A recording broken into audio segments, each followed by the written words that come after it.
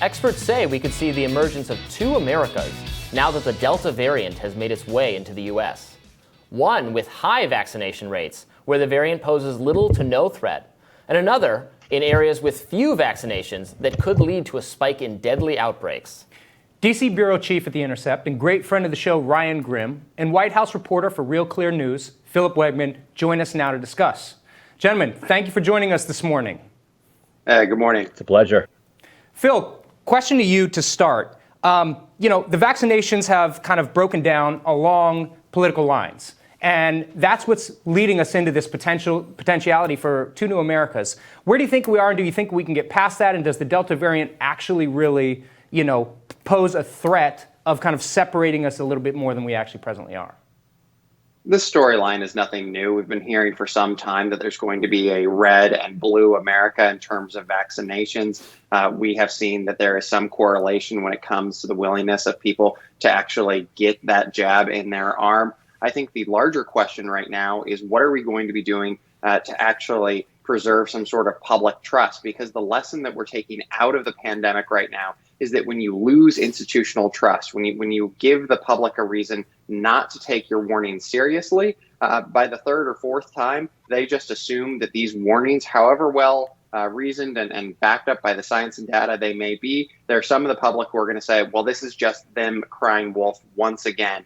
And I think that, as we see this new variant, which could be dangerous, which could cause, significant problems, especially for the unvaccinated folks, I think that the problem is that you have experts and you have leaders who, once again, are saying, take us seriously, and they're asking the public to look past some of the mistakes that they've made.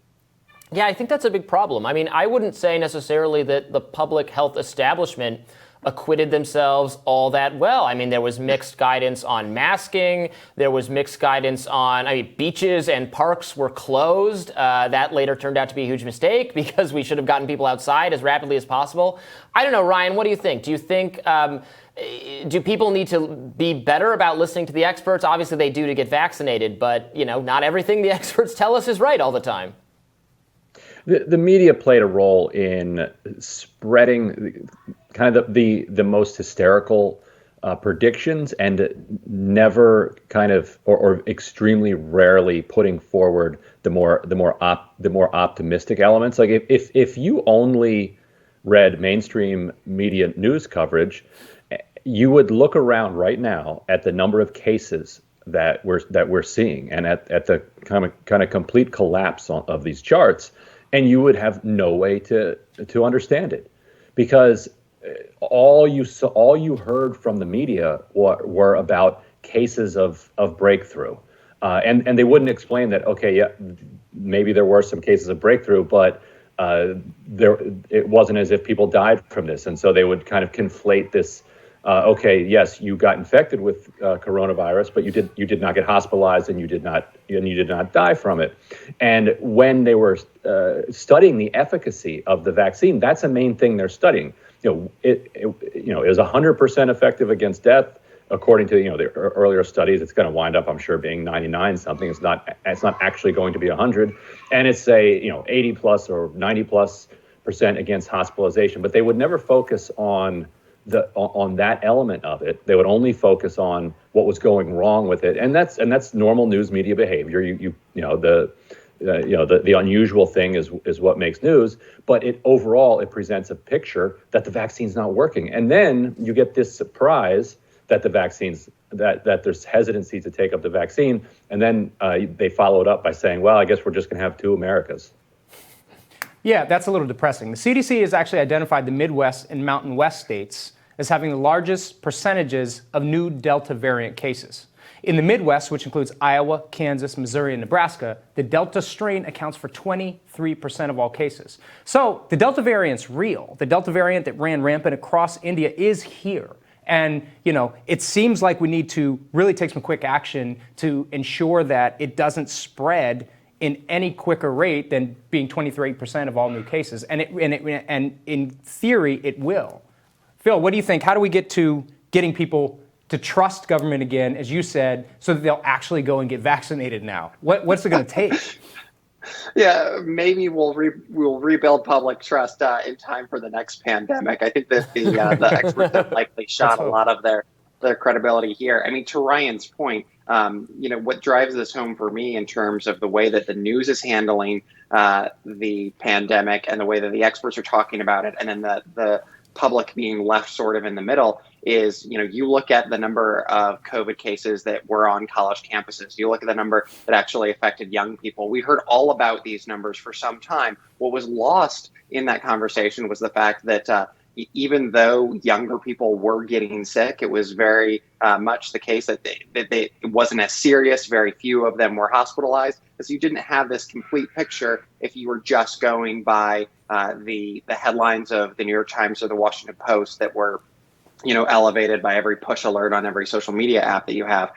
In terms of public trust, I think that this administration is doing everything they can to encourage people to get the vaccine. At this point, I'm not certain that they can do more. I think that, someone who's actually going to encourage someone else who is vaccine hesitant to get the vaccine, if it's appropriate for them, I think is more likely going to be a friend, a neighbor, or, a trusted doctor who's actually there with them, and can sort of walk them through the process instead of browbeating them about two different kinds of America.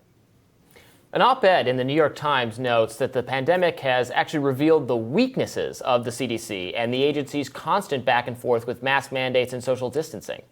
Dr. Fauci is also clapping back at his critics over the changing guidance on masks and the origin of COVID, saying, that's the way science works. You work with the data you have at the time. Yeah, I mean, he keeps trying to say that he changed his mind, but he changed his mind because of new science. I say, but hasn't he partly admitted that he was telling people not to wear masks early on because he was afraid of them being hoarded, or that he was afraid there wasn't going to be enough, a supply for hospitals and that sort of thing? Dr. Fauci didn't create coronavirus. I don't want to go in any kind of conspiratorial direction with it. No, he did admit But he that. seems to have, okay, maybe we will go there. But he seems to have this attitude that he can't be criticized because you are criticizing science itself if you undermine any sort of credibility. And I think he's been wrong about some things. He's a public official. He's not immune from criticism because he's a scientist by trade. What do you say, Ryan?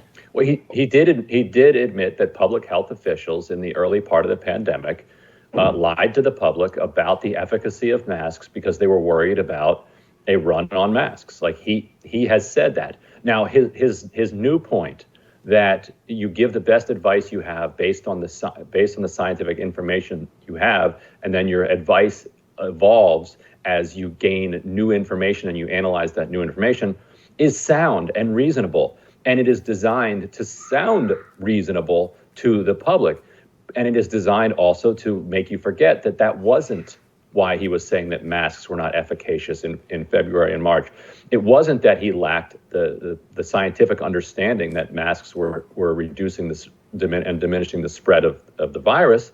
He has told us precisely why he made that claim.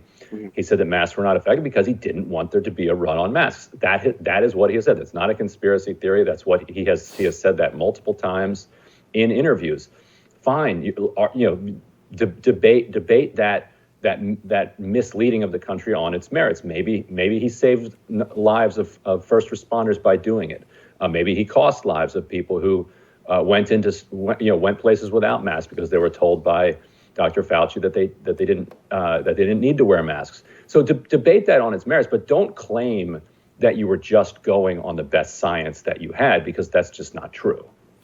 Phil, Yeah, if I can follow up really quickly, I mean, I think that please. The point here is that Fauci's current defense is essentially, I am one with the science is one with me, assuming that he was just following the data and the science as it evolved. But to Ryan's point, in terms of this noble lie when it comes to masks, that wasn't a decision that was based solely off of the data or the science. That was a prudential decision that he made in the moment. He's a public official that we can absolutely disagree with without saying that the charts are somehow messed up. The problem here is that this isn't just the only noble lie that Fauci has advanced. On top of this argument that he made to try and and stop a run on masks. We also have Fauci admitting that he sort of moved the goalposts in an interview with the New York Times when it came to questions of herd immunity. Yes. And so for someone who is talking about the scientific method, he sure doesn't seem to like the skepticism that comes along with it. And frankly, I've had this experience with Fauci myself in the briefing room when I've asked him questions that are political in nature, prudential in nature, about the World Health Organization, about partnering with China, and sort of, he snapped at me because Fauci's bias is that if you have all the scientists together, they will not be self-interested. Instead, they will come together and work together, and that science will prevail. What we've seen is that he made political decisions. Well, he also has to answer for those. And they were purely political decisions. And he's saying, he and his supporters are saying, only epidemiologists have any right to weigh in on scientific questions. But then epidemiologists are engaging in trying to manipulate public opinion. Well, you don't have political science expertise for what kind of messages sell or what will be, most successful at convincing people to go along with this social experiment. So it's like they get to weigh in on everything, but nobody else is supposed to have an opinion on what they're doing. I'd slightly amend that to say that it's not purely political. I think you can say that he was lying to the public in his capacity as a public health official, and he would argue for the benefit of the public. Let's say you're in you use that famous example of being in a crowded theater. You see a fire. You don't have to yell fire. And if somebody's like, hey, oh my God, is there a fire? And you say, no, there's no fire, but just quickly move to the exit. You're going to be fine. You're going to be fine. And then once you're out, you'd be like, hey, actually, guys, yeah, there actually was a fire. That's not pure politics, but what you did lie. And so afterwards, you should not expect people to trust you the next time somebody asks you if there's a fire. Well, that's you might have done the right thing, but you can't do it again. That's a great point, Ryan. We're talking about the credibility of these institutions and people being able to trust them enough to go ahead and take the vaccines. I don't know. I maybe have the counterpoint here saying that, Fauci was dealing with evolving data, with a pandemic that we didn't understand. And yes, he did say to prevent a run on masks, something that he has admitted was untrue early on to protect first responders. But then he actually was dealing with ongoing data and ongoing changes in the pandemic and things as they evolved and are still evolving. We just talked about the Delta variant, which is a new evolution of this virus. So, maybe we need to give Fauci a little bit of a break, but I agree he's certainly not above criticism for anything. Good point. Ryan, Phillip, thank you so much for being with us. Thanks for offering your expertise. Next on Rising, Emily Jashinsky is back. We discuss the importance of transparency when Rising returns.